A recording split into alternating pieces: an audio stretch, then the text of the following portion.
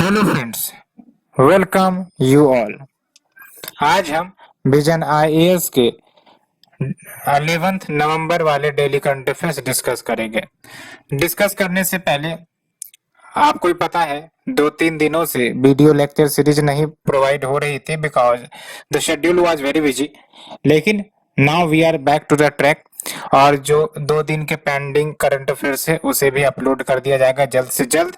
And thanks for your patience and from now onwards we will continue with our discussions जो हम लोग रोज daily basis पे करते हैं along with broader discussion on the minor topics। And आज हम लोग 11 नवंबर वाले करंट अफेयर्स कर रहे हैं। अगले 1-2 दिन में जो हमारे पेंडिंग करंट अफेयर्स है आई थिंक कि 9th एंड 10th वाले उसको एक कंपाइल्ड फॉर्म में कवर कर दिया जाएगा। आप लोग उसे जरूर देख लेना बिकॉज करंट अफेयर्स छोड़ने वाली चीज नहीं है, ये धीरे धीरे बिल्डअप होती है। एंड एक बार आपका कंसेप्ट क्लियर हो गया तो फिर करंट अफेयर्स जैसे जो चैलेंजेज है वो आसानी से निपटे जा सकते हैं। बिकॉज अगर देखा जाए यूपीएससी के सिलेबस को तो current affair plays an important role both in prelims as well as mains. Because जो भी हमारे क्वेश्चंस आते हैं उसके एनालिसिस से तो यही पता चलती है, अगर हिस्ट्री को छोड़ दिया जाए तो वो करंट अफेयर्स बेस्ड ही होती है। So without delaying let's start our discussion. Discuss करने से पहले जैसा कि आपको पता है हम लोग रोज एक मोटिवेशनल कोट डिस्कस करते हैं जो हमें काफी ज्यादा मोटिवेट एंड एनर्जी प्रोवाइड करते हैं। तो आज भी हम गौतम बुद्ध का एक इम्पोर्टेंट कोट लेकर आए हैं जो काफी ज्यादा एनर्जेटिक है, हमारे लाइफ की जर्नी में हमें काम देते ही है। तो हमें इस प्रकार के कोट को अपने जीवन में जरूर उतारने की जरूरत है, ऐसे विचार को उतारने की जरूरत है जो हमें लाइफ में पॉजिटिव डायरेक्शन की तरफ लेके जाए, ना कि हमें पीछे ढकेले। तो आज के इस कोट में क्या बातें कही गई हैं इसे डिस्कस करते हैं, काफी interesting. The mind is everything, what you think what you become. Mind ही आपका सब कुछ है, माइंड ही आपका खेल रचता है, माइंड ही आपको खुश करता है, माइंड ही आपको कमजोर करता है, माइंड ही आपको दिशा देता है, माइंड ही आपकी दशा करता है, ये सब माइंड ही करता है। सो अपने माइंड को ट्रेंड करना सीखो। एंड जब आपने अपने माइंड को ट्रेंड करना सीख लिया तब आप अपने माइंड को दिशा दो कि वो किस दिशा में जाना चाहे कि हमारा लाइफ एक फ्यूचर में काफी अच्छा हो, काफी ज्यादा पॉजिटिव भरा हो, कि अगर कोई प्रॉब्लम आए तो उसे हम चैलेंज करना सीख ले, उससे हम डील करना सीख ले एंड उससे आगे बढ़ना भी सीख ले। तो ये सब माइंड की ट्रेनिंग है। जैसे फॉर एग्जांपल आप कोई वर्क ज्वाइन करते हो तो ट्रेनिंग दी जाती है कि आप उस सेक्टर में एफिशिएंट हो जाओ। उसी प्रकार से माइंड जो कि इतना कॉम्प्लेक्स थिंग है हमारे ह्यूमन बॉडी का, जब तक हम इसे ट्रेन नहीं करेंगे, सही दिशा में ऑपरेट करने के लिए ट्रेन नहीं करेंगे, ये माइंड सीख ही नहीं सकता। ये माइंड निगेटिव चीजों को ज्यादा पकड़ता है, जबकि बात यही है कि both negative and positive thing occurs at the same time. But पकड़ने का नजरिया हमारा माइंड डिसाइड करता है। चीजें हम अच्छी भी पकड़ सकते थे, चीजें हम गलत भी पकड़ सकते थे, लेकिन हमारे माइंड की ट्रेनिंग ऐसी हुई है कि हम गलत चीजों को जल्दी पकड़ करते हैं, सही चीजों को हम इग्नोर करते हैं। एंड जो सही चीजें हैं वही हमें आगे बढ़ाती हैं, गलत चीजें हमें कमजोर करती है। लेकिन हमारा माइंड गलत चीजों को ही पकड़ने का प्रयास करवाता है। सो पूरा रिसेट करने की जरूरत होती है, और रिसेट करने का तरीका एक ही है, you need to do meditation. आप मेडिटेशन करना शुरू करो, 10 मिनट 15 मिनट, जब भी कभी भी आपको मौका मिले you should start meditation. This will help you to train your mind in the positive direction. उसके बाद देखो एनर्जी की बाहर आपके अंदर आने लगेगी, एंड ये एनर्जी की बाहर आपको डिमोटिवेट तो नहीं कर सकते, इतना मैं गारंटी करता हूं। डिस्पाइट आप कितना भी फेल्यूर, कितना चैलेंजेस झेल लो, आपको आगे बढ़ने की complete energy, complete freedom provide करती है। सो फ्रेंड्स, आज के इस मोटिवेशनल लेक्चर में इतना ही। Let's continue to our article. Let's move to our first article. Cabinet committee on economic affairs okays ethanol price hike to benefit the sugar cane farmers. अब इस इश्यू को समझने के लिए हमें बेसिक में जाना पड़ेगा। सबसे पहले we have to know about ethanol. Ethanol की इतनी चर्चा क्यों हो रही है? बेसिकली जो आपका इथेनॉल है, जब इसकी ब्लेंडिंग पेट्रोल के साथ की जाती है तो ये आपका बायोफ्यूल बनाता है। बायोफ्यूल की लाभ क्या है? तो पहली लाभ तो यही है कि ये आपका क्लीन फ्यूल है। पेट्रोल और डीजल ये आपके ग्रीन हाउस गैस एमिशन करते हैं, लेकिन ये जो बायोफ्यूल होते हैं उसे क्लीन फ्यूल माना जाता है।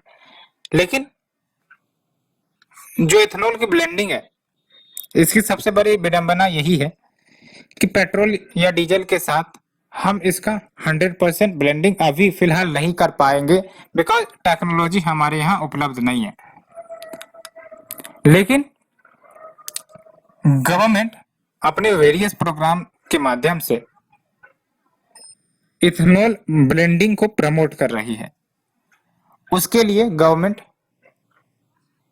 इथेनॉल ब्लेंडेड पेट्रोल प्रोग्राम वो चलाती है, और ये प्रोग्राम क्या है इसके बारे में हम डिस्कशन करेंगे।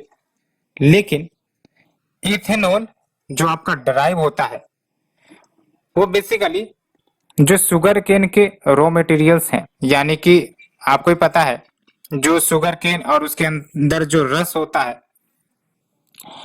वहां से इथेनॉल ड्राइव किए जाते हैं, और इथेनॉल को ड्राइव करने का अदर सोर्स भी है।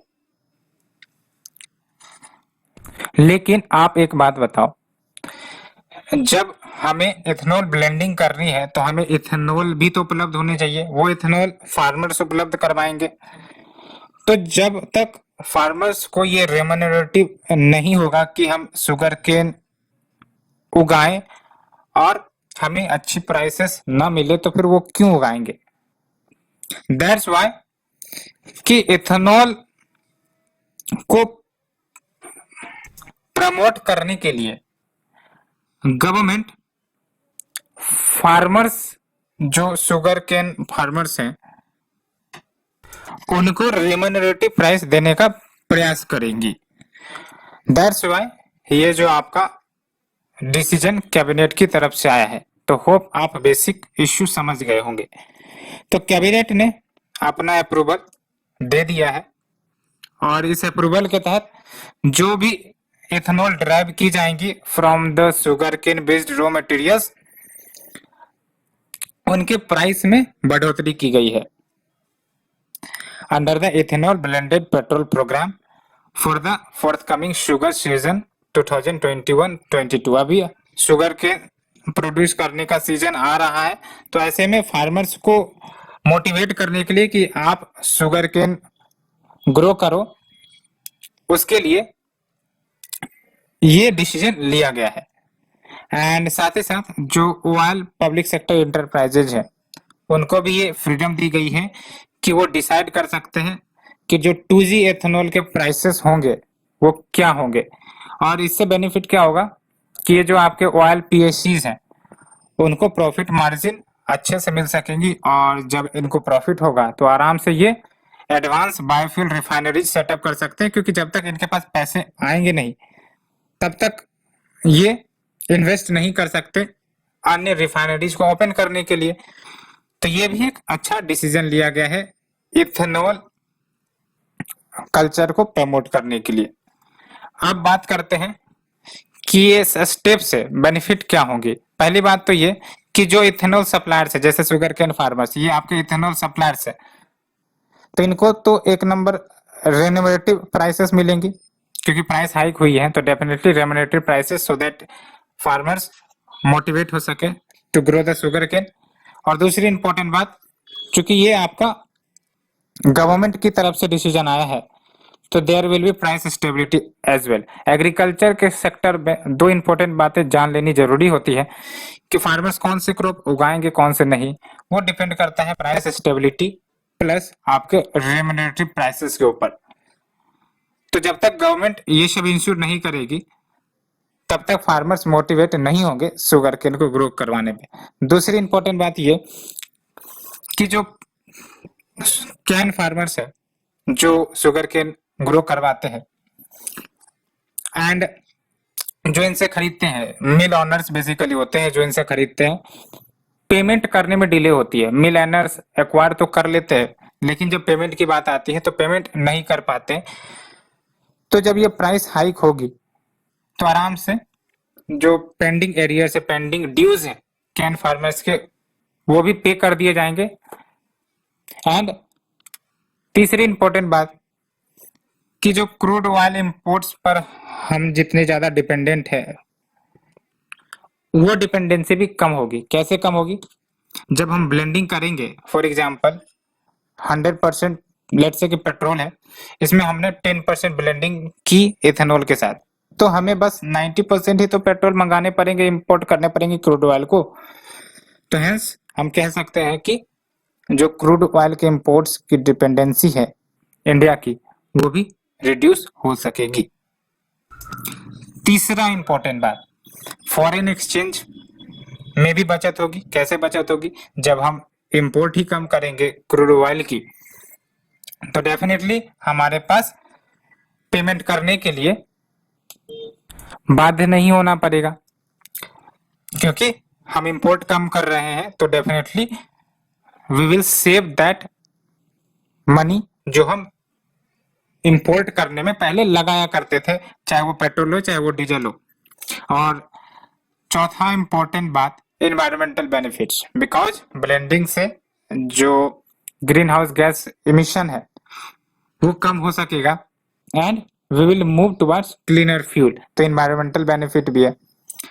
और government basically ethanol blending programme भी चला रही है और इस इथेनॉल ब्लेंडेड पेट्रोल प्रोग्राम के तहत जो आपके ऑयल मार्केटिंग कंपनी, जो ऑयल मार्केटिंग कंपनी जैसे आपका इंडियन ऑयल हो गया, ये सब ऑयल मार्केटिंग कंपनी है, ये ब्लेंडेड पेट्रोल बेचते हैं और जिसमें इथेनॉल ब्लेंडिंग आपका 10% तक होता है। ठीक है, तभी जाके आपका ये जो इथेनॉल ब्लेंडेड पेट्रोल का कल्चर है वो बनेगा, अदरवाइज जो डिपेंडेंसी है पेट्रोल पर डीजल पर वो कम नहीं हो सकेगी। तो मैंने आपको बताया ब्लेंडेड पेट्रोल का मतलब क्या होता है कि हम पेट्रोल की ब्लेंडिंग कर देते हैं इथेनॉल के साथ, लेकिन ब्लेंडिंग काफी ज्यादा मात्रा में नहीं हो पाती है बिकॉज टेक्नोलॉजी की कमी है, कॉस्ट ज्यादा आती है। हैंस फिलहाल आपका जो टारगेट रखा गया है वो 10% तक का ब्लेंडिंग करने का टारगेट है।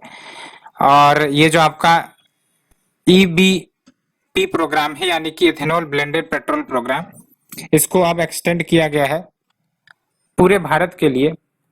लेकिन ये याद रखना है आपको, अंडमान निकोबार एंड लक्षद्वीप आइलैंड, ये जो दो इंपॉर्टेंट आइलैंड है यहाँ पर आपका ये प्रोग्राम नहीं ऑपरेट होता है।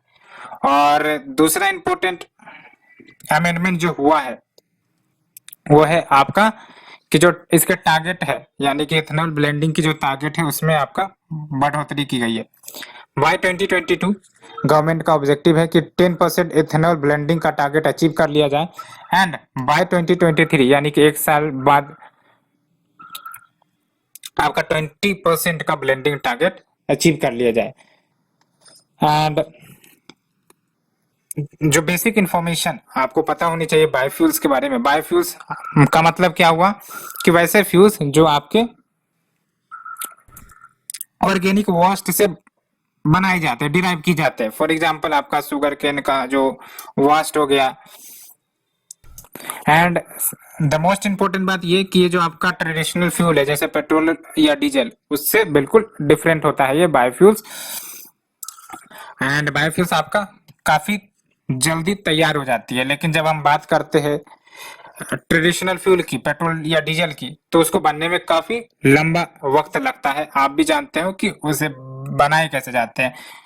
ठीक है, तो जो बायोफ्यूल्स का जनरेशन होता है depending on the raw materials जो इस्तेमाल किए जाते हैं इनके प्रोडक्शन के लिए, उसको क्लासिफाई किया गया है 1G बायोइथेनॉल में, 2G बायोइथेनॉल में, 3G बायोइथेनॉल में एंड 4G बायोइथेनॉल में।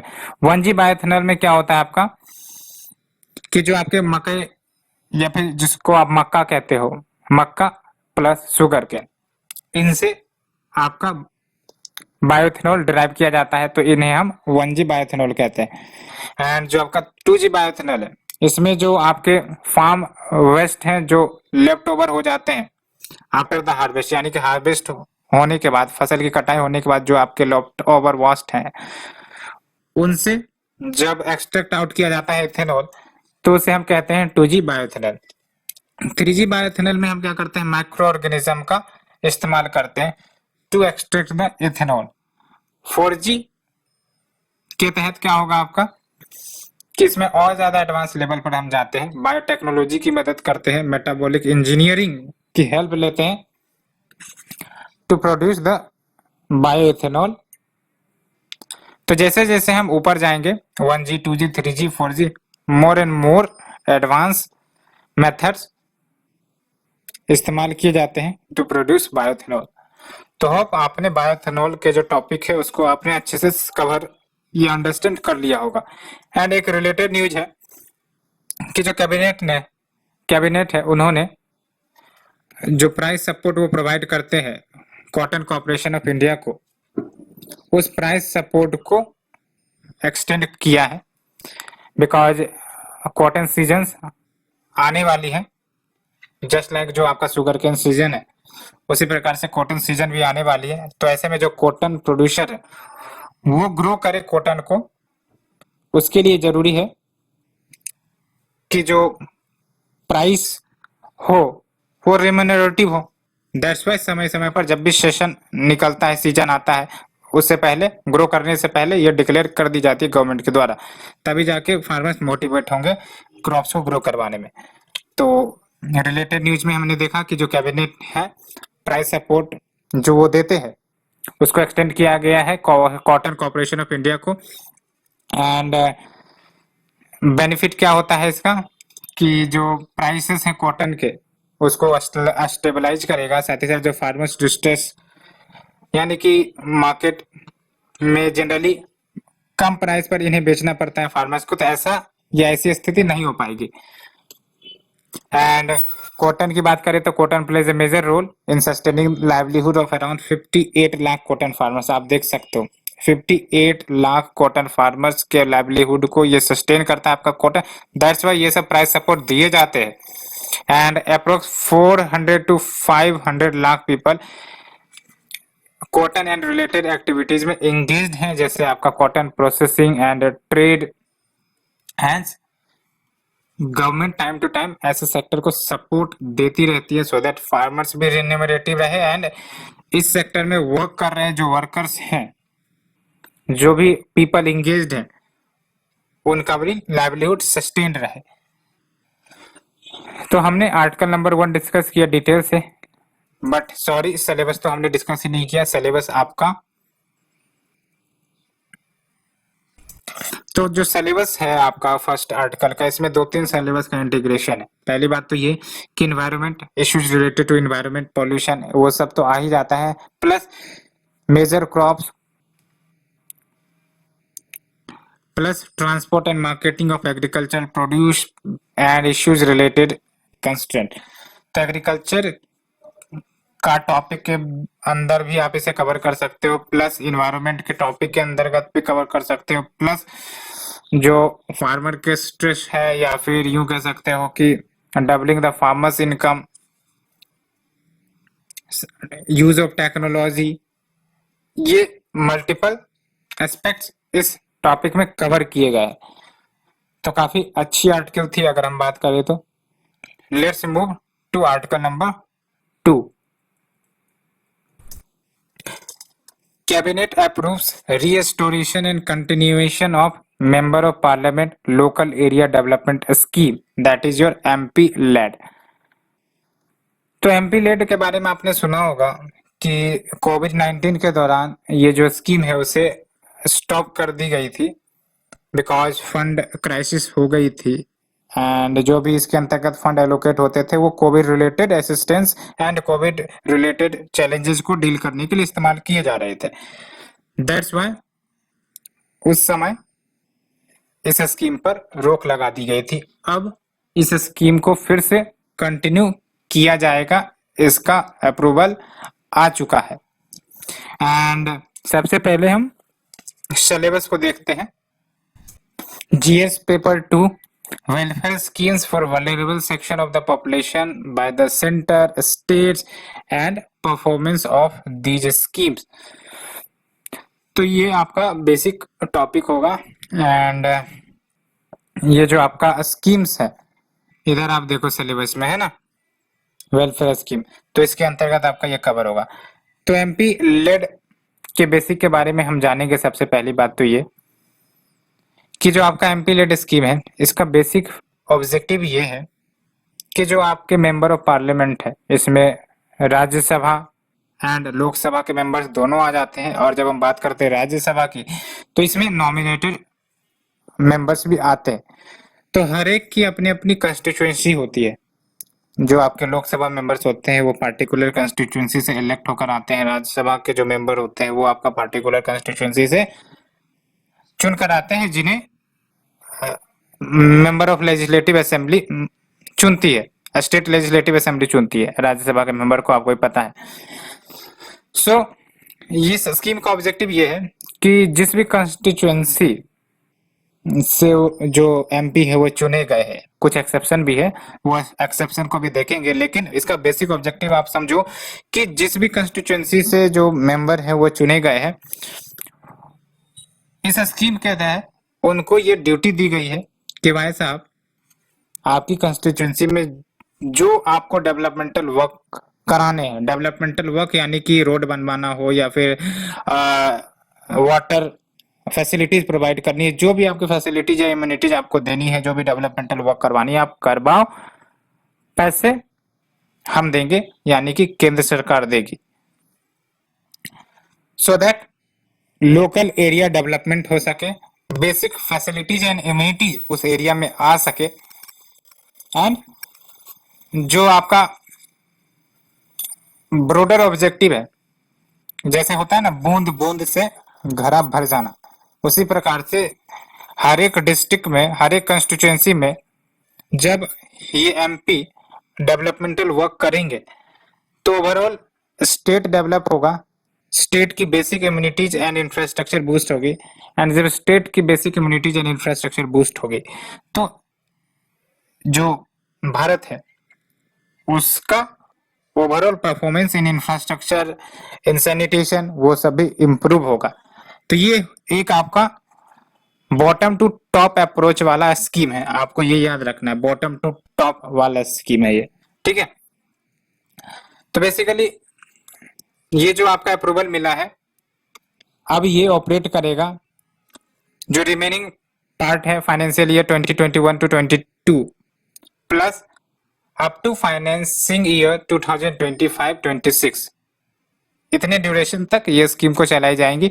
एंड ये सेम पीरियड है जब तक 15th फाइनेंस कमीशन के जो रिकमेंडेशन है वो लागू होंगे। 15th फाइनेंस कमीशन आपको ही पता है 5 साल के लिए ये रिकमेंड देती है, और इसका भी टर्म एंड होगा 2025-26 के पीरियड में। एंड इसका बेसिक न्यूज मैंने आपको बता दिया था कि 2020 में कैबिनेट ने डिसाइड किया था कि एमपी लेड स्कीम को ये टेम्पोररी रूप से स्थगित करेंगे, बिकॉज ये जो पीरियड था आपका कोविड क्राइसिस का पीरियड था। एंड जो भी इसके अंतर्गत फंड थे, बिकॉज नॉन लेप्सेबल फंड होता है, तो जो भी इसके अंतर्गत फंड बचे थे वो मिनिस्ट्री ऑफ फाइनेंस को अधिकार दे दिया गया था कि वो डिस्पोज करेंगे। और कौन से ऑब्जेक्टिव के लिए, तो जो कोविड-19 से रिलेटेड प्रॉब्लम्स थे उस समय, उसे डील करने के लिए। तो अगर हम बात करें एमपी लेड के बेसिक की, तो एमपी लेड पहली बात तो ये कि सेंट्रल सेक्टर स्कीम है। सेंट्रल सेक्टर का मतलब यही हुआ कि government of India fully fund करती है, स्टेट गवर्नमेंट कोई भी फंड इस स्कीम के तहत नहीं प्रदान करती है। 1993 में इसे इंट्रोड्यूस किया गया था। बेसिक ऑब्जेक्टिव वही था कि जो आपके एमपी है, मेंबर ऑफ पार्लियामेंट, वो सजेस्ट करेंगे डेवलपमेंटल वर्क को एंड उसको एग्जीक्यूट करवाएंगे अपने अपने कंस्टिट्यूएंसीज में। एंड जैसा कि मैंने बोला था कुछ एक्सेप्शन है, तो जो आपके लोकसभा मेंबर है वो तो अपने अपने कंस्टिट्यूएंसी में अपने डेवलपमेंटल वर्क करवाएंगे, लेकिन जो राज्यसभा मेंबर्स हैं वो रिकमेंड कर सकते हैं डेवलपमेंटल वर्क को एक या फिर एक से ज्यादा डिस्ट्रिक्ट के लिए जिस भी स्टेट से वो इलेक्ट हुए हैं। यहाँ पर हम बोल रहे हैं Rajya Sabha members who are not nominated, लेकिन Rajya Sabha members who are nominated उसके लिए अलग प्रोविजन है। तो जो नॉमिनेटेड मेंबर्स है, चाहे वो लोकसभा से नॉमिनेट होकर आए हो, अब तो लोकसभा से जो नॉमिनेशन है एंग्लो इंडियन का वो तो खत्म ही कर दिया गया है। तो जो नॉमिनेटेड मेंबर हैं लोकसभा से या फिर राज्यसभा से आपका 12 मेंबर्स नॉमिनेट होते हैं, वो एक या फिर एक से ज्यादा डिस्ट्रिक्ट को चुन सकते हैं, किसी भी स्टेट के डिस्ट्रिक्ट को ये चुन सकते हैं, और जो भी इनका चॉइस ऑफ वर्क है, जो भी इनका चॉइस ऑफ डेवलपमेंटल वर्क है, वो इम्प्लीमेंट करवा सकते हैं इस स्कीम के तहत।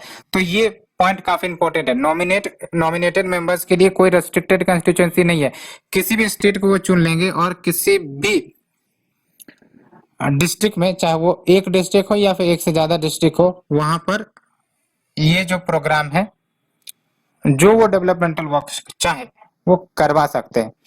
तीसरी इंपॉर्टेंट प्रोविजन आपका एमपी लेड के तहत ये है कि जो वल्नरेबल सेक्शन है, जैसे आपके एससी हो गए या फिर एसटी हो गए, जिस भी एरिया में वो इनहेबिट करते हैं, और जो फंड टोटल एलोकेट होती है ईच एमपी को, उसमें से 15% जो एमपी लेड फंड है फॉर द ईयर, वो उन एरियाज को जाएंगे जो इनहेबिटेड है एससी यानी शेड्यूल कास्ट पॉपुलेशन से, एंड 7.5% जो फंड है वो उन एरियाज को डेडिकेट होंगे जो एसटी पॉपुलेशन के अंतर्गत इनहेबिटेड है। कहने का मतलब ये है कि लेट्स से कि ये आपका 100% फंड आया, तो जो 15% फंड होगा वो एससी इनहेबिटेड एरिया के लिए खर्च किए जाएंगे, वहां पर जो डेवलपमेंटल वर्क होगा वहां पर ही होगा, एंड जो 7.5% फंड होगा वो आपका एसटी वाले एरिया के लिए किए जाएंगे, और जो रिमेनिंग है वो आपके अदर एरियाज वहां के लिए खर्च किए जाएंगे। And the next and most important fact is that ये जो आपका एमपी लेड स्कीम है, इसके तहत जो भी एनुअल फंड आती है वो नॉन लैप्सेबल है, ठीक है, and 5 crore rupees each constituency के लिए दिया जाता है एक एक एमपी को, एंड ये इम्प्लीमेंट करता है, याद रखना आपको, ministry of statistics and programme implementation के द्वारा। तो ये मिनिस्ट्री रिस्पॉन्सिबल है for the implementation of this scheme. And याद रखना है आपको, ये जो आपके एमपी होते हैं वो रिकमेंड करते हैं वर्क को, ये इंपॉर्टेंट बात है। किसे रिकमेंड करते हैं? नोडल डिस्ट्रिक्ट अथॉरिटी को। नोडल का मतलब ये हुआ कि कोई ऐसा ऑफिसर जिसको हमने टास्क असाइन कर दिया, अदर देन जो उसके अपने टास्क है उसके अलावा भी हमने अगर कोई टास्क असाइन कर दिया तो उसे हम नोडल ऑफिसर कहते हैं। तो ये याद रखना आपको नोडल ऑफिसर के बारे में। तो एमपी रिकमेंड ही करती है सिर्फ और सिर्फ वर्क को to the nodal district authority, and जो आपका नोडल डिस्ट्रिक्ट अथॉरिटी है वो रेस्पॉन्सिबल होता है इम्प्लीमेंट करने के लिए फॉर द एलिजिबल वर्क्स जो रिकमेंड की गई है एमपी के द्वारा, एंड साथ ही साथ जो भी डिटेल्स मेंटेन करनी है कि कितना वर्क हुआ नहीं हुआ, क्या प्रोग्रेस है, ये सब आपका ये नोडल डिस्ट्रिक्ट अथॉरिटी मेंटेन करती है, एंड जो भी अमाउंट स्पेंड हुई वो सब का डिटेल ये आपका नोडल डिस्ट्रिक्ट अथॉरिटी रखता है। तो ये हमने आर्टिकल 2 बेसिक से डिस्कस किया एमपी लेड के बारे में। Let's move to the third article. तो आपका जो नेक्स्ट आर्टिकल है, बेसिकली मिनिस्ट्री ऑफ माइंस ने mineral conservation and development rules 2021 को नोटिफाई किया है। तो बेसिकली आप बार बार सुनते हो कि इस रूल्स को नोटिफाई किया गया है, वो रूल को नोटिफाई किया गया है। तो बेसिकली ये होता ये है कि गवर्नमेंट पार्लियामेंट से एक्ट पास करवा देती है, उसमें एक प्रोविजन करती है कि समय समय पर हम रूल्स लाते रहेंगे based on the needs. That's why in सब रूल्स के लिए आपको पार्लियामेंट से अप्रूवल करने की जरूरत नहीं होती है, ऑलरेडी एक्ट पास करवा दिया जाता है, और इस एक्ट में ये बात कह दी जाती है कि समय समय पर हम रूल्स लेकर आएंगे जो चेंजिंग नीड्स को फुलफिल करेगा। दैट्स व्हाई आप बार बार रूल्स को नोटिफाई करने की बात सुनते रहते होगे। तो जो मिनिस्ट्री ऑफ माइंस है उन्होंने mineral conservation and development rules 2021 notify किया है। क्या बातें कही गई है इस रूल्स के अंतर्गत, एंड MMDR 1957 एक्ट क्या कहता है उसे भी डिस्कस करेंगे। लेकिन सबसे पहले let's move to see the syllabus. तो आप देख लो GS paper 3 Indian economy and issues related to planning, mobilisation of resources, growth, development and employment. तो जो आपका मोबिलाइजेशन ऑफ रिसोर्सेज है ना, ये बेसिकली फोकस है इसका, इस टॉपिक का। तो जो रूल्स है उसे फ्रेम किया गया है mines and minerals development and regulation act 1957 के तहत, एंड इसका बेसिक ऑब्जेक्टिव यानी कि जो अमेंडमेंट की गई है इसका बेसिक ऑब्जेक्टिव यही है कि जो मिनरल्स हैं, मिनरल्स का मतलब जैसे आपके कॉपर हो गए, आपके आयरन हो गए, ये सब तो मेटालिक मिनरल्स है। नॉन मेटालिक मिनरल्स भी होते हैं जैसे आपके सैंड हो गए एज वेल एज सीमेंट हो गए, ये सब आपके नॉन मेटालिक मिनरल्स में आ जाते हैं। ठीक है, तो इन मिनरल्स का कंजर्वेशन, इसका सिस्टमेटिक एंड साइंटिफिक माइनिंग हो, प्लस मिनरल्स का प्रॉपर डेवलपमेंट हो, अलोंग विथ जो पोल्यूशन काउज होती है मिनरल्स के एक्सट्रैक्शन के कारण हमारे इन्वायरमेंट को, उसको कम करना। तो ये बेसिक 4 ब्रॉड एम है, conservation of minerals, systematic and scientific mining जैसे यूज ऑफ टेक्नोलॉजी इसके अंतर्गत आ जाएगी, along with development of minerals plus protection of environment. And अगर हम बात करें MMDR 1957 एक्ट की, तो ये माइनिंग सेक्टर जो भारत में है उसे रेगुलेट करता है एंड क्या क्या रिक्वायरमेंट हो to grant the lease for mining operation उसे ये फुलफिल करता है। लीज मतलब बेसिकली परमिशन होता है, जैसे जो माइनिंग एरिया है गवर्नमेंट लीज पर माइनिंग एरियाज को देती है और बेस्ड ऑन सर्टेन रिक्वायरमेंट की भाई साहब आपको ये फुलफिल करने पड़ेंगे, ये एग्रीमेंट करना पड़ेगा, ये सब बातें आपका MMDR एक्ट में कही जाती है। And the other provision of MMDR 1957 act वो ये कि इसे 2015 में कंप्रिहेंसिव तरीके से अमेंड किया गया था, जिसके तहत जो मिनरल कंसेशंस हैं उसके मैंडेटरी ऑक्शन की बात कही गई थी, सो दैट ट्रांसपेरेंसी इंश्योर हो सके। एंड सबसे मोस्ट इंपॉर्टेंट बात यह कि district mineral foundation and national mineral exploration trust, ये जो है आपका district mineral foundation and national mineral exploration trust, ये इसका एस्टेब्लिशमेंट किया गया था। एंड अगर इलीगल माइनिंग होती है तो उसके लिए कड़क पेनल्टी का भी प्रोविजन किया गया है। एंड फिर से इसका अमेंडमेंट किया गया था सो दैट जो नॉन ऑक्शन कैप्टिव माइंस है जिनकी ऑक्शन नहीं की जाती है उनका लीज का ट्रांसफर किए जा सके किसी दूसरे को, बिकॉज वो ऑलरेडी वहां पर माइनिंग ऑपरेशन हो नहीं रही है, तो क्यों ना किसी दूसरे को दे दिया जाए। तो ट्रांसफर ऑफ लीज का भी ऑप्शन है इसमें। And to deal with the emergent issue of expiry of leases on 31 March 2020 respectively. तो बेसिक ऑब्जेक्टिव है कि इसके अंतर्गत ट्रांसफर ऑफ लीजेज हो भी सकते हैं for non auction captive mines. तो ये बेसिक प्रोविजन हमने MMDR 1957 एक्ट का देखा। अब बात करते हैं क्या की अमेंडमेंट्स हुए हैं। पहली बात तो ये कि ड्रोन सर्वे या फिर डिजिटल ग्लोबल पोजिशनिंग सिस्टम इसका इस्तेमाल किया जाएगा सो दैट माइनिंग एरियाज को आइडेंटिफाई किया जा सके, लोकेट किया जा सके डिजिटली। एंड जो भी माइनिंग एरियाज है जो एक्वायर की गई हैं वाया लीज, उस एरिया की डिजिटल इमेज को सबमिट करना होगा। जिन्होंने भी बेसिकली एक्वायर करी है लीज के तौर पर उनको सबमिट करना पड़ेगा digital images as well as letter of intent holders. And अगर मिस इन्फॉर्मेशन दी जाती है या फिर इनकम्प्लीट इन्फॉर्मेशन दी जाती है तो एक्शन भी लिए जा सकेंगे। और एक्शन लेने का जो टास्क है वो इंडियन ब्यूरो ऑफ माइंस को दिया गया है along with the state government. State government तो एक्ट कर ही सकती है, साथ ही साथ इंडियन ब्यूरो ऑफ माइंस भी एक्ट करेंगी अगर मिस इन्फॉर्मेशन इनकम्प्लीट इन्फॉर्मेशन की बात आती है। एंड सबसे इंपॉर्टेंट प्रोविजन, इससे पहले आपको ये बात समझनी पड़ेगी कि कोई भी व्यक्ति अगर गवर्नमेंट जॉब को ज्वाइन करता है तो उसमें होता क्या है कि वो 50 प्रकार के अन्य काम नहीं कर सकता है, ना ही वो पार्ट टाइम काम किसी दूसरे जगह कर सकता है। लेकिन यहाँ पर एक इंपॉर्टेंट प्रोविजन ये कही गई है, पार्ट टाइम माइनिंग इंजीनियर या फिर पार्ट टाइम जियोलॉजिस्ट को अलाउ किया गया है।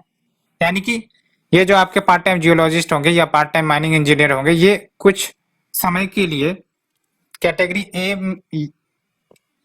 माइंस वाला जो इलाका है, कैटेगरी ए माइंस वाला जो इलाका है, वहां पर पार्ट टाइम बेसिस पे कर सकते हैं।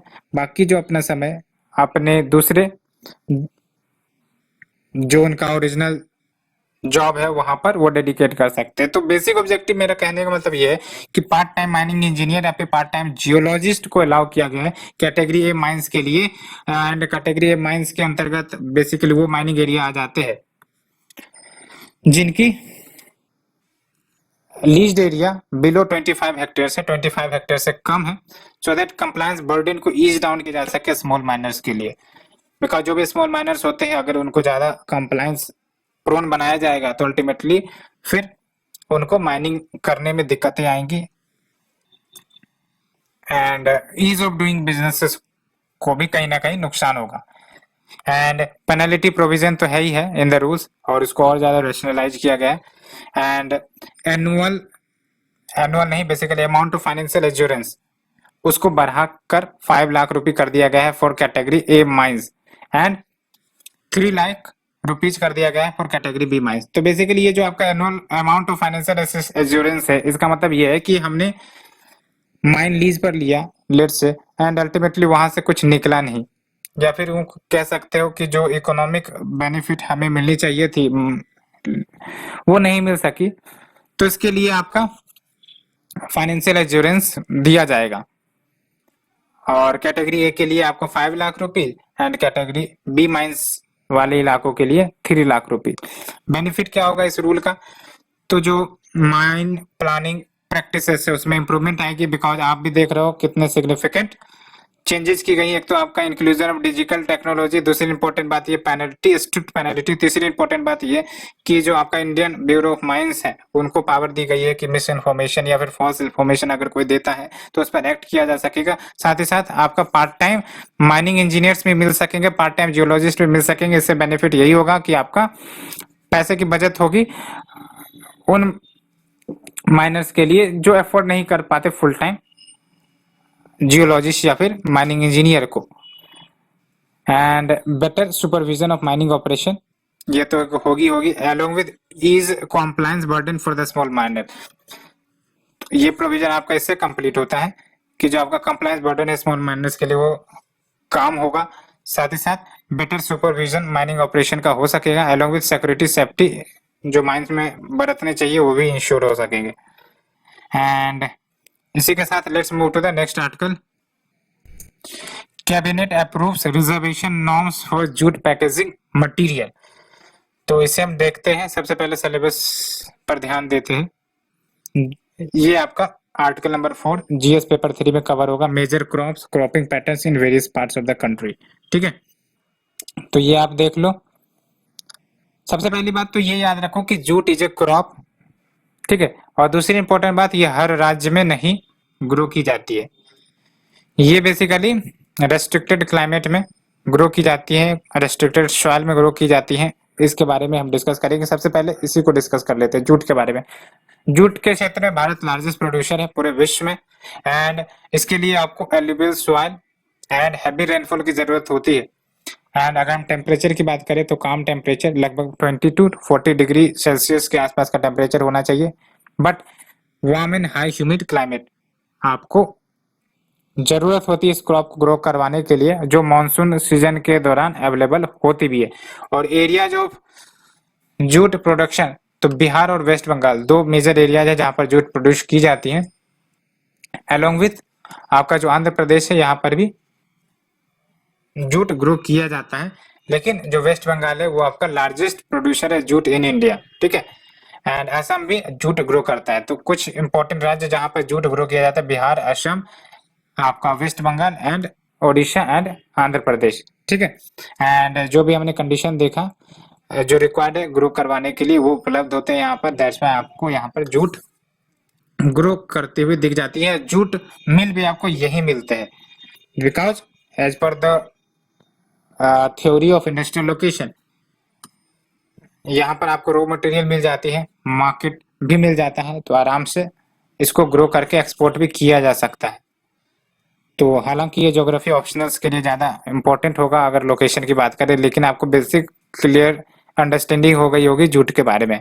ठीक है, अब बात करते हैं कि क्या अप्रूवल हुआ है, क्या रिजर्वेशन नॉर्म्स लाए गए हैं। और इसका आपको एक बात ध्यान रखना होगा कि ये सब जो रिजर्वेशन नॉर्म्स लाए जाते हैं कि भाई साहब आपको मैंडेटरी पैकेजिंग करनी होगी, ये सब इसलिए की जाती है कि जो आपके जूट प्रोड्यूसिंग फार्मर्स हैं उनको रिम्यूनरेटिव लगे कि भाई साहब हाँ हमें जूट प्रोड्यूस करना है, बिकॉज अगर हम जूट प्रोड्यूस करेंगे तो हमें इनकम होगा। तो ये सब इंश्योर करने के लिए, जूट ग्रो हो इंडिया में ये इंश्योर करने के लिए गवर्नमेंट टाइम टू टाइम आपका ये reservation norms, packaging norms set करती रहती है। अलोंग विथ इसके अदर बेनिफिट है क्लाइमेट, बिकॉज ये ऑर्गेनिक होते हैं। दूसरी इंपॉर्टेंट बात कि हम जो प्लास्टिक को एलिमिनेट करने का टारगेट रखे है वो भी हमारा टारगेट फुलफिल हो सकेगा। साथ ही साथ जो लाइवलीहुड है जूट ग्रोइंग फार्मर्स की वो भी आपका इम्प्रूव होगा, मेंटेन रहेगी। तो इन सब के कारण ये डिसीजन लिया जाता है। तो आप देख सकते हो जो cabinet committee on economic affairs इन्होंने रिजर्वेशन नॉर्म्स को अप्रूव कर दिया है for the mandatory use of jute, यानी कि अब जो जूट जो प्रोड्यूस किए जाते हैं उसका मैंडेटरी इस्तेमाल होगा पैकेजिंग के लिए। एंड 100% जो पैकेजिंग होगी फूड ग्रेन्स की वो आपका जूट पैकेजिंग होगी। एंड शुगर की जो पैकेजिंग होगी अप्रोक्स 20% पैकेजिंग जूट से होनी चाहिए, जूट बैग्स में होनी चाहिए। तो ये सबसे इम्पोर्टेंट अमेंडमेंट किया गया है। एंड ये जो डिसीजन ली गई है it is basically under the jute packaging materials compulsory use in packaging commodities act 1987। और हमने बेसिक ऑब्जेक्टिव बता ही दिया है कि सरकार ये सब जो कदम उठाती है वो क्यों उठाती है। तो जो एक्ट है ये आपको compulsory use of jute packaging material की बात करता है, कहाँ कहाँ मैंडेटरी पैकेजिंग होगा ये एक्ट बात करता है। जैसा कि अभी हमने देखा कि शुगर के लिए या फिर फूड ग्रेन्स के लिए अब जो भी पैकेजिंग होगी वो आपका जूट पैकेजिंग होगी। तो ये पावर आपको ये एक्ट प्रोवाइड करता है। एंड इससे आपका जो रॉ जूट प्रोड्यूसर है उसका भी बेनिफिट होगा, अलोंग विथ जो जूट पैकेजिंग इंडस्ट्री है उसका तो बेनिफिट होगा ही होगा। तो हमें सिग्निफिकेंस पर ज्यादा नजर रखनी है। पहली बात तो it will protect the environment because jute आपका natural, biodegradable, renewable as well reusable fibre है, रीयूज भी कर सकते हैं। तो इन्वायरमेंट के लिए बेटर कह सकते हैं ऑल्टरनेटिव से प्लास्टिक के लिए, हाँ हालांकि थोड़ा महंगा पड़ता है, कॉस्ट ज्यादा होता है। एंड दूसरी इंपॉर्टेंट बात जो डोमेस्टिक प्रोड्यूसर है रॉ जूट के उसके इंटरेस्ट भी सब हो सकेंगे। जूट पैकेजिंग मटेरियल या फिर जूट पैकेजिंग इंडस्ट्री जो ऑपरेट होते हैं खासकर वेस्ट बंगाल, बिहार सब में वो भी मजबूत हो सकेंगे। अलोंग विथ गारंटीड मार्केट का भी प्रोविजन है for the produce of 40 lakh jute fibre. Guaranteed market मतलब क्या, मैंडेटरी पैकेजिंग हमने कर दिया तो इसका मतलब क्या है कि अब तो डिमांड होगी होगी चाहे कुछ हो जाए। तो it also insures guaranteed market for the producer of 40 lakh jute farmer. आप देख सकते हो 40 lakh farmer depended on jute. And government के क्या क्या इनिशिएटिव है for promoting the jute industry. पहली बात तो jute improved cultivation and advance retting exercise, ये स्कीम गवर्नमेंट चलाती है और इसके तहत productivity and quality of root raw jute दोनों को इम्प्रूव किया जाता है। दूसरा है आपका jute smart. Jute smart basically e government initiative है और इसके तहत ट्रांसपेरेंसी को प्रमोट करना जूट सेक्टर में one of the objective. And सबसे इंपॉर्टेंट बात ये भी याद रखना आपको कि जूट को एमएसपी रिजिम में रखा गया है जहां पर गवर्नमेंट एमएसपी डिक्लेयर करती है और ये सब आपका फार्मर के इंटरेस्ट को सर्व करने के लिए किया जाता है सो दैट वो मोटिवेटेड रहे to grow this type of crops. Otherwise अगर उनको रिम्यूनरेटिव नहीं मिलेगा तो फार्मर्स ग्रो नहीं करेंगे। And it can also lead to rise in the demand of the plastic. Government jute पर फोकस नहीं करेंगे। So after covering this article, let's move to the article number 5th. US becomes part of India-led International Solar Alliance. तो अब US भी international solar alliance का member बन चुका है। ये काफी ज्यादा इंपॉर्टेंट न्यूज है। क्यों इंपॉर्टेंट न्यूज है? बिकॉज जब यूएस किसी ऑर्गेनाइजेशन या इंस्टीट्यूशन का सदस्य बनता है तो मान के चलो कि वो जो आपका ऑर्गेनाइजेशन है वो स्ट्रेंथन हो जाती है, साथ ही साथ फंड एलोकेट होने लगता है। अलोंग विथ व्हाट, कि अगर टेक्नोलॉजी ट्रांसफर करने की बात हो तो यूएस के पास बढ़िया बढ़िया टेक्नोलॉजी, वो टेक्नोलॉजी ट्रांसफर भी हो सकती है। तो ये जो आपका इंटरनेशनल सोलर अलायंस है वो और ज्यादा स्ट्रेंथन हुआ है अगर कहने की बात कहे तो। बट इस न्यूज को डिस्कस करने से पहले let's move to our syllabus. तो ये जो आपका टॉपिक है, वैसे तो ये आपका मल्टीप्लिकेशन ऑफ टॉपिक है। एक तो ये कि issue related to environment pollution, वो तो होगा ही होगा इसके अंतर्गत, conservation, environmental pollution and degradation. दूसरी इंपॉर्टेंट बात ये कि ये जो आपका इंपॉर्टेंट इंटरनेशनल इंस्टीट्यूशन इसके अंतर्गत भी कवर होंगे। ये दो टॉपिक का इंटीग्रेशन है। तो ये जो डिसीजन यूएस की तरफ से आई है वो आपका COP26 जो समिट हुई है ग्लासगो में UNFCCC की, उसके अंतर्गत आई है। और यहीं पर यूएस ने अनाउंस किया है कि हम ISA को ज्वाइन करेंगे as its 101 member. And basic objective यही है कि जो आपका ग्लोबल एनर्जी ट्रांजिशन है उसको प्रमोट किया जाए सोलर लेड अप्रोच के माध्यम से। ग्लोबल एनर्जी ट्रांजिशन का मतलब समझते हो आप? फिलहाल हम लोग कन्वेंशनल एनर्जी जैसे fossil fuels based energy, coal based energy इसका इस्तेमाल करते हैं, लेकिन आगे जो हम लोग एनर्जी यूज करने वाले हैं वो है आपका सोलर लेड या फिर रिन्यूएबल, ये सब एनर्जी का इस्तेमाल करेंगे। इसी को कहते हैं ग्लोबल एनर्जी ट्रांजिशन, कि हम वन एनर्जी फॉर्म से डिफरेंट एनर्जी फॉर्म में मूव कर रहे हैं, वी आर ट्रांजिटिंग। तो ये जो मूव है ये इंटरनेशनल सोलर अलायंस को स्ट्रेंथन करेंगे। साथ ही साथ फ्यूचर एक्शन क्या होंगे to provide clean source of energy to the world, इस पर भी प्रोग्राम बनेगी, बिकॉज अब यूएस जैसे देश का इन्वॉल्वमेंट हुआ है।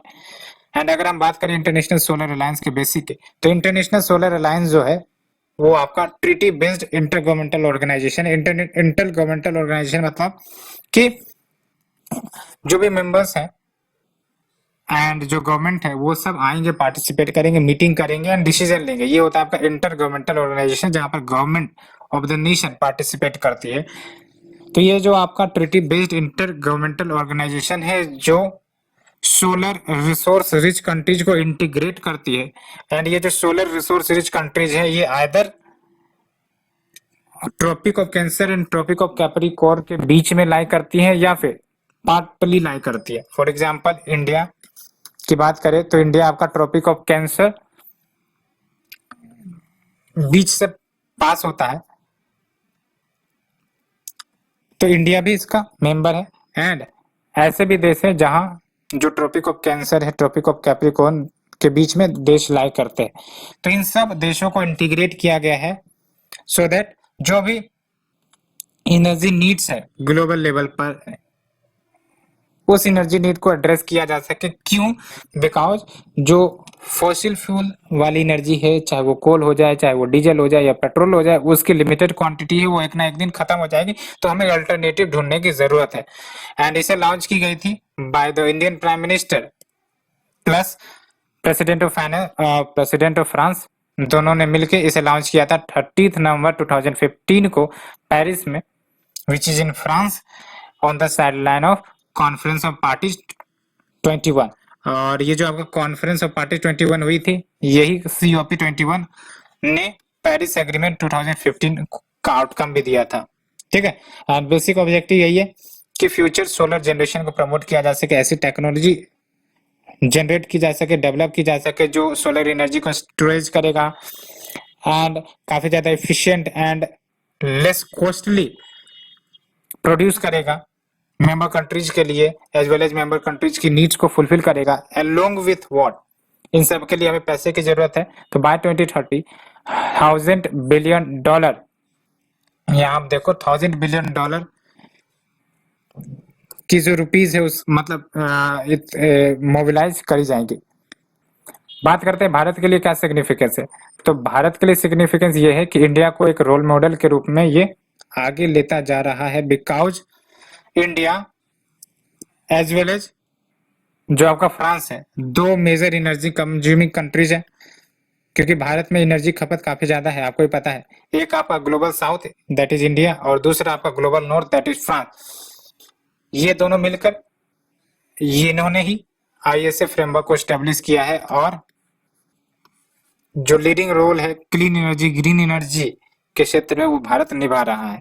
साथ ही साथ इंडिया की जो इथोज है, इंडिया के जो प्रिंसिपल है ग्लोबल इक्वलिटी में विश्वास करना, उसको भी हाईलाइट करता है। बिकॉज न सिर्फ एडवांस कंट्रीज को ये जगह देता है भारत, जैसे इंटरनेशनल सोलर अलायंस की बात कर लो, ऐसा नहीं है कि सिर्फ डेवलप्ड कंट्रीज ही शामिल है इसमें developing countries, under developed countries भी शामिल है, जैसे फिजी, साउथ सुडान, ये सब भी शामिल है। तो yes, it highlights India's ethos of global equality कि हम वैश्विक इक्वलिटी पर विश्वास करते हैं, किसी को छोटा या बड़ा नहीं मानते। एंड इसी से रिलेटेड न्यूज है, COP26 समिट के ही दौरान यूएस ने steering committee of one sun one world one grid initiative को ज्वाइन किया, जिसमें आपका Australia, France, UK and India शामिल है। एंड अब यूएस भी शामिल हो चुका है। तो ये इंडिकेट कर रहा है कि यूएस भी अब आपका क्लीन एनर्जी, ग्रीन एनर्जी की तरफ आगे बढ़ने की दिशा में एक्ट कर रहा है। अदरवाइज यूएसए जब ट्रम्प एडमिनिस्ट्रेशन के अंतर्गत था, तो ये जो क्लाइमेट चेंज जैसे मुद्दे हैं, इस पर ये बिलीव नहीं किया करते थे। एंड ये जो आपका one sun one world one grid का कंसेप्ट है, इसको हाईलाइट किया गया है as a single global grid for solar at the first assembly of the international solar alliance in the late 2018। तो ये जो आपका OSOWOG की जो हमने बात करी है, इसका कंसेप्ट आपका जो इंटरनेशनल सोलर अलायंस की पहली सभा हुई थी 2018 में, वहां पर इस कंसेप्ट को लाया गया था। इसका बेसिक ऑब्जेक्टिव यही है कि लेट्स से कि 50 देश जुड़े हैं वन सन वर्ल्ड वर्ल्ड वन ग्रिड के तहत। फॉर एग्जांपल नेपाल हो गया, इंडिया हो गया, भूटान हो गया।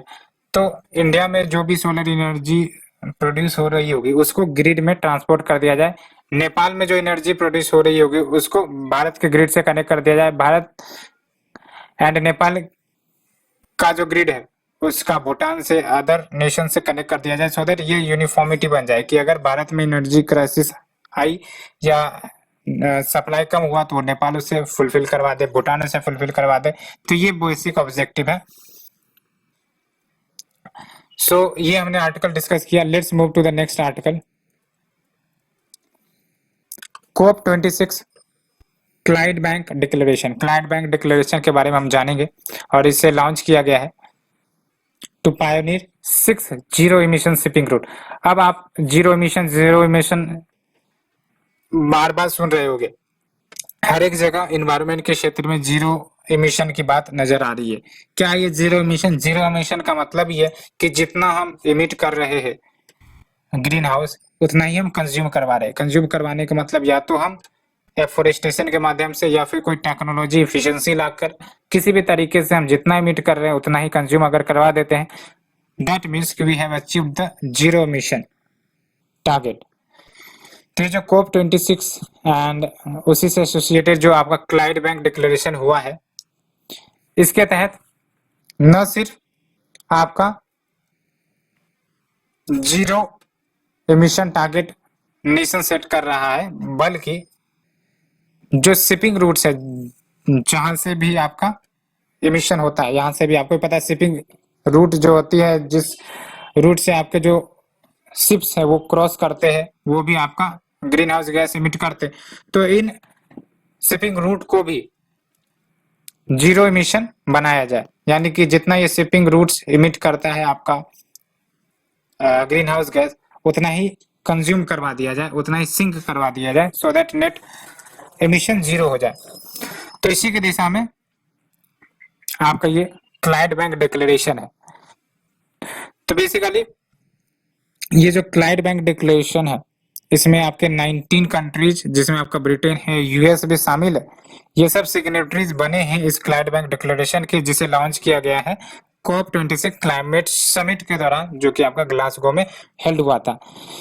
इसका बेसिक ऑब्जेक्टिव मैंने आपको बताया कि ग्रीन शिपिंग कॉरिडोर्स को एस्टेब्लिश करना, यानी कि जो आपका शिपिंग कॉरिडोर है, शिपिंग कॉरिडोर यानी कि जो मैरीटाइम रूट्स है, जिस रूट के माध्यम से जो गुड्स हैं वो मूव करते हैं in the ocean from one location, from one port to another port, तो उन रूट्स को जीरो इमिशन किया जाए, सो दैट जो डिकार्बोनाइजेशन का स्टेप हम लोग ले रहे हैं ग्लोबल मैरीटाइम इंडस्ट्री में, उसको स्पीड अप किया जाए। एंड इस डिक्लेरेशन के तहत क्या क्या इनिशिएटिव लिए जाएंगे? तो जीरो इमिशन फ्यूल्स को डेवलप करो सो दैट इमिट ही ना हो ग्रीन हाउस गैसेस। वैसे इंफ्रास्ट्रक्चर लेकर आओ शिप बिल्डिंग में जो इमिशन कम करे, इफिशिएंट फ्यूल वाला शिप तैयार किया जा सके, as well as regulatory frameworks भी लाई जाए। तो ये 3 मेजर तरीके हैं जहां से हमारा जो ग्रीन शिपिंग कॉरिडोर का टारगेट है वो इंश्योर हो सकेगा। पहली बात तो developing the zero emission fuels, दूसरी बात इंफ्रास्ट्रक्चर जो रिक्वायर्ड होगी उस इंफ्रास्ट्रक्चर को डेवलप करो, तीसरी इंपॉर्टेंट बात ये कि रेगुलेटरी फ्रेमवर्क भी लेकर आओ, एंड द मोस्ट इंपॉर्टेंट कि इंडिया ने इसे साइन नहीं किया। एंड अगर हम बात करें शिपिंग सेक्टर की वेटेज की, तो approx 80% of the volume of global trade, यानी कि जो ग्लोबल ट्रेड होता है वैश्विक लेवल पर जो ट्रेड होता है 80% बाय वॉल्यूम वो आपका मेरी टाइम के माध्यम से होता है। And approx 3% of global green house gas emission आपका शिपिंग सेक्टर करती है। तो काफी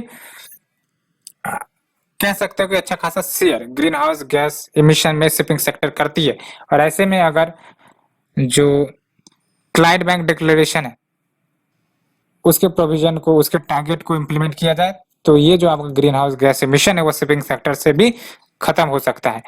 एंड आप फिर यहाँ देखो इंटरनेशनल मैरीटाइम ऑर्गेनाइजेशन, इन्होंने एक गोल भी सेट कर रखा है कि जो global green house gas emission ship के माध्यम से होती है उसको 50% कर देना है फ्रॉम 2008 लेवल बाय 2050। यानी कि ये जो आईएमओ का टारगेट है कि जो overall green house gas emission from the ships होती है उसको 2008 के लेवल का 50% करना है। कब तक? बाय 2050।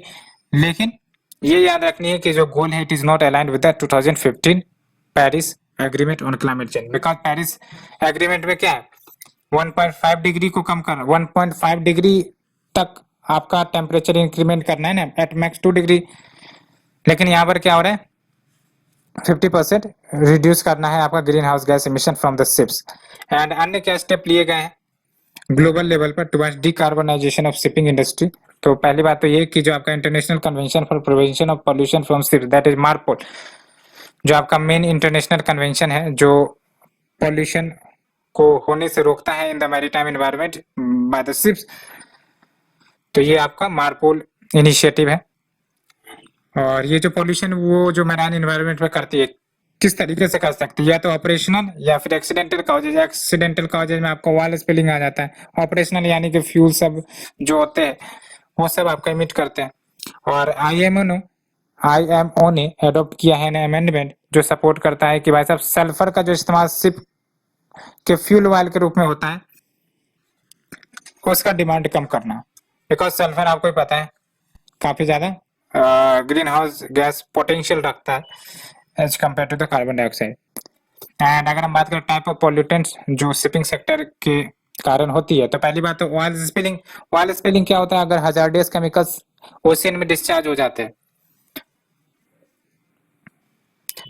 तो उसके कारण आपका oil spilling. Oil spilling simply जैसे फॉर एग्जांपल जो आपके पेट्रोल या डीजल जो क्रूड ऑयल कैरी आउट किए जाते हैं फ्रॉम द शिप, अगर वो आपका स्पिल हो गया तो उसके कारण डिस्चार्ज ऑफ हजार्डियस केमिकल का डिस्चार्ज, यानी कि जो ओशियन वाटर वो पॉल्यूट हो गया। ओशियन वाटर पॉल्यूट होने के कारण क्या होगा हैबिटेट वहां की डिस्टर्ब हो गई, हैबिटेट डिस्टर्ब हो गई तो आपका मेराइन एनवायरनमेंट डिस्टर्ब हो गया, वहां के स्पीसीज डिस्टर्ब हो गए। दूसरी इंपॉर्टेंट बात साउंड पॉल्यूशन भी होती है और ये कहीं ना कहीं एडवर्सली इंपैक्ट करता है मेराइन ऑर्गेनिज्म को। तीसरी इंपॉर्टेंट बात ब्लास्ट वाटर डिस्चार्ज, यानी कि जो आपके वेस्ट वाटर होते हैं जो शिप में जनरेट होता है उसको डिस्चार्ज करना पड़ता है, उसके कारण आपका इन्वेसिव स्पीसीज का इंट्रोडक्शन हो जाता है ओशियन में, माइक्रो ऑर्गेनिज्म का इंट्रोडक्शन हो जाता है ओशियन में। दैट्स वाई ये सब कुछ नेगेटिव इम्पैक्ट काउज होते हैं। तो आप देख सकते हो एनवायरनमेंट का अच्छा खासा टॉपिक इसके अंतर्गत हमने कवर कर लिया है। सो फ्रेंड आज के लिए इतना ही। Thank you friend, thank you very much. And ये जो आपका 2 दिन का लेक्चर सीरीज है उसे हम कंप्लीट कर देंगे जल्दी। For now thank you very much.